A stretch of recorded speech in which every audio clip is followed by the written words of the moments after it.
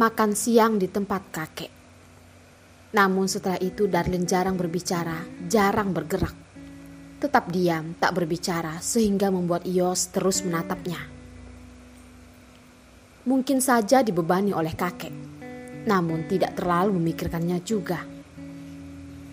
Kakek lebih mengabaikannya seolah-olah seperti angin lewat hingga dia meninggalkan tempat. Kalian anak muda, semuanya begitu sibuk. Kamu juga sudah lama tidak pulang. Manfaatkan beberapa hari ini untuk berkomunikasi dengan orang-orang di rumah. Biarkan aku yang menjaga Derik. Kakek berdiri di aula depan sambil memegang tangan Derik, dengan wajah tenang yang sepertinya sedang membicarakan hal kecil. Yos mengerutkan bibirnya yang menunjukkan rasa tidak bersedianya. Belum sempat menolak, langsung terdengar Darlin tiba-tiba berkata, "Kami menghargai kebaikan kakek, tapi Derik masih kecil dan mudah menangis jika saya tinggalkan. Takut itu akan mengganggu ketenangan kakek. Jadi biarkan Derik tetap ikut bersama kami saja." Kakek melirik Darlin dengan tatapan tajam. Darlin menarik napas dalam-dalam dan menatap kakek yang keras kepala, tidak ingin mengalah. Yos mengerutkan kening, merasa sedikit aneh. Namun dia masih membantu Darlin berkata, "Kakek, Darlin benar. Ini pertama kali Derik bertemu dengan kakek. Masih merasa sedikit asing. Dan dia itu sangat manja sejak dia masih kecil. Aku takut tidak pantas untuk membiarkannya di sini." Kakek bisa tidak memperdulikan apa yang dikatakan Darlin. Tapi apa yang dikatakan oleh Yos itu mempunyai bobot tertentu dan akan didengarkan. Kakek menatap Derik. Kemudian melihat Derik sedang memandang Darlin dengan penampilan yang menyedihkan. Orang tua itu membungkuk dan mencoba membuat ekspresinya lebih ramah. "Derik, apakah kamu ingin tinggal di sini? Kakek dapat memberikan apa yang kamu inginkan." Ini merupakan godaan yang cukup menggiurkan. Derik mengatupkan bibirnya dan menatap Darlin dengan teguh, tanpa melihat sedikit pun ke arah kakek. Kakek menghela napasnya dan menatap dengan tajam, melepaskan tangannya. "Pergilah." Dengan nada suaranya yang keras dan suara keras, sama sekali tidak seperti jenderal yang dihormati, namun lebih seperti kakek tua yang kekanak-kanakan. Derik memeluk tangan Darlin dan meringkuk di dekatnya. Kakek memandang Darlin dengan tatapan yang dalam. Ternyata anak yang tumbuh di pelukan ibunya hanya akan dekat dengan ibunya ya. Ekspresi Yos berubah dan mata beberapa orang yang lain juga berkedip, menandakan rasa sedikit tidak percaya. Yos membuka mulutnya dan berkata, "Kakek terlalu khawatir. Derik juga sangat dekat denganku." Setelah mengatakan ini, Yos memeluk Derik dan membawa pergi Darlin tanpa menoleh ke belakang. Kakek dengan wajah yang kurang senang membelalakan matanya, menatap kepergian keluarga kecil itu dari belakang. Tidak tahu apa yang sedang dia pikirkan. Ketika dia berjalan sampai di pintu keluar dan memastikan bahwa tidak akan terlihat lagi, Yos melepaskan Derik, memalingkan kepalanya, melihat wajah Darlin yang sudah lebih tenang. Ada sedikit rasa dingin di ekspresinya yang dapat membuat orang merasa gigil. Yos sedikit mengerutkan dahi dan bertanya, "Ada apa?" "Yos, kurasa kita perlu bicara." Darlin tersenyum kecil. Firasat buruk melintas di benaknya. Derik sudah tertidur di pilah. Darlin menuangkan secangkir air hangat dan meletakkannya di depan Yos. "Apa yang ingin kamu bicarakan denganku?" Yos melirik ke gelas kaca yang berasap dan bersandar ke belakang. Menurut penelitian, sikap posisi ini merupakan ekspresi dari kepercayaan diri dari seorang orang yang sukses. Oleh karena itu, Yos adalah orang yang sangat percaya diri sekarang ini. Darlene menarik napas dalam-dalam. Bernegosiasi dengan seorang pengacara memang selalu membuat orang merasa stres. Yos, bisakah kamu memberitahuku apa yang kamu pikirkan? Darlene mengangkat alisnya dan bertanya dengan lembut. Yos bingung dan bertanya, "Apa maksudmu? Bagaimana tentang masa depan dan di mana kamu berencana untuk menempatkanku?" Darlene sedikit menarik hidungnya dan melihat dengan mata yang tajam. Yos mengangkat alisnya erat-erat dan berkata, "Apa kamu tidak mengerti apa yang aku lakukan? Tentu saja aku akan menjadikanmu istriku." "Darlene, apa yang kamu pikirkan sepanjang hari ini?" Dia berkata dengan suara yang tidak sabar. Dia berpikir bahwa dengan datang ke sini bersamanya, dia telah menyetujui bahwa keduanya akan menikah. Tetapi jelas, masih terdapat sebuah duri di hatinya. Darlene sedikit menggigit bibirnya dan tersenyum pahit. "Yos, pernikahan itu suci. Dapatkah kamu menjamin bahwa kamu akan setia pada pernikahan dan setia padaku selamanya?" "Apa yang sebenarnya ingin kamu katakan?"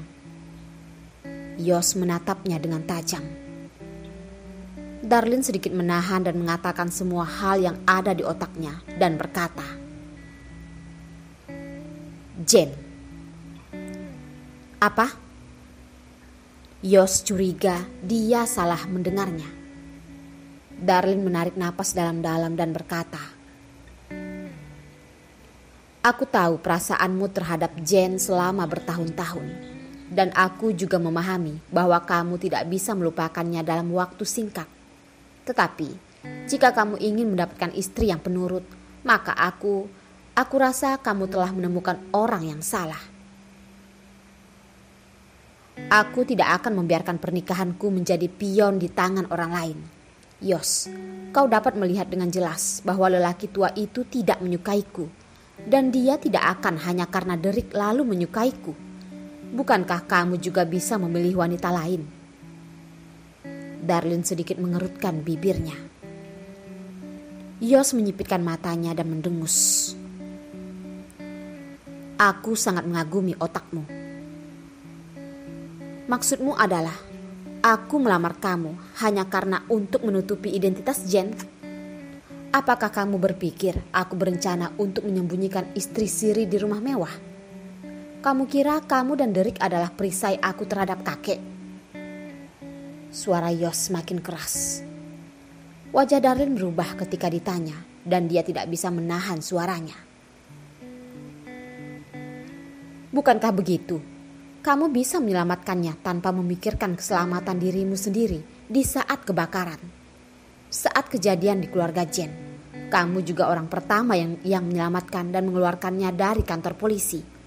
Yos, kamu bisa berbohong kepada orang lain, tapi tidak bisa berbohong kepadaku. Kamu sama sekali tidak bisa melupakannya.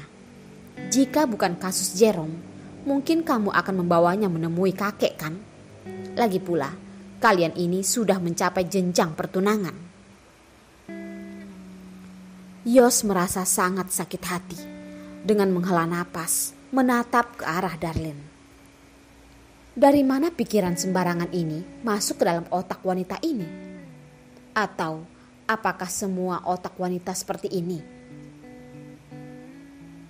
Jika kamu sudah memikirkan semua masalah ini, mengapa kamu datang ke sini bersamaku? Yos menggertakkan gigi. Dia merasa ada sedikit keanehan padanya selama beberapa waktu ini, tapi tidak tahu apa keanehan itu. Darlene sedikit mengerutkan bibirnya dan berkata, Kupikir keluargamu hanyalah keluarga biasa, jadi aku bisa pergi dengan Derek. Tapi kemudian aku mengetahui tentang keluargamu. Tidak mungkin mencegah keluargamu untuk mengetahui keberadaan Derek. Oleh karena itu, aku ingin mencoba apakah dengan datang ke Beijing memperjuangkan hak asuh Derek. Apakah kamu akan bernegosiasi dengan kakek, lalu membawa putramu untuk pergi jauh? Suara Yos tiba-tiba berubah dengan tajam berkata, "Darlin, apa maksudmu bicara begitu? Apakah kamu sudah gila?" Darlin menundukkan kepalanya sedikit dan segera mengangkat kepalanya. "Terlalu sedikit orang yang bisa mengaturmu. Aku hanya bisa berharap di sini.